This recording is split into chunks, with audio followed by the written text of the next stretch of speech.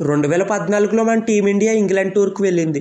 ఆ టూర్లో Virat Kohli outside off stump లైన్లో వచ్చిన బాల్స్ని ఆడేందుకు చాలా ఇబ్బంది పడ్డాడు. అది ఎంతలా అంటే ఆ టెస్ట్ సిరీస్లో 10 ఇన్నింగ్స్ ఆడిన కోహ్లీ 13.4 యావరేజ్తో 134 పరుగులు మాత్రమే చేయగలిగాడు. దీంతో అప్పట్లో అతనిపై చాలా విమర్శలు వచ్చాయి. కొంతమంది అయితే అతని టెస్ట్ కెరియర్ ముగిసిపోయిందని కామెంట్ చేశారు. కానీ కోహ్లీ తనకున్న ఈ వీక్నెస్ పై తీవ్రంగా శ్రమించి దాన్ని తన స్ట్రెంత్ కింద మార్చుకున్నాడు. అది ఎలా అనుకుంటున్నారా? దాదాపు 2015వ సంవత్సరం వరకు విరాట్ కోహ్లీ యొక్క most productive shot flick shot.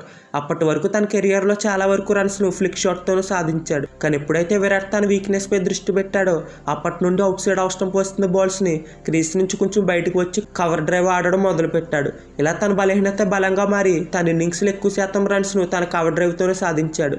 And 2014 టూర్లో 13 ఉన్న తన యావరేజ్ 2018 ఇంగ్లాండ్ టూర్కి వెళ్ళినప్పుడు మాత్రం 59 కింద మారిపోయింది. ఈ వీడియో కనుక మీకు నచ్చినా మీరు విరాట్ కోహ్లీ ఫ్యాన్ అయినా ఈ వీడియోని లైక్ చేసి ఛానల్ సబ్స్క్రైబ్ చేయడం మాత్రం మర్చిపోకండి.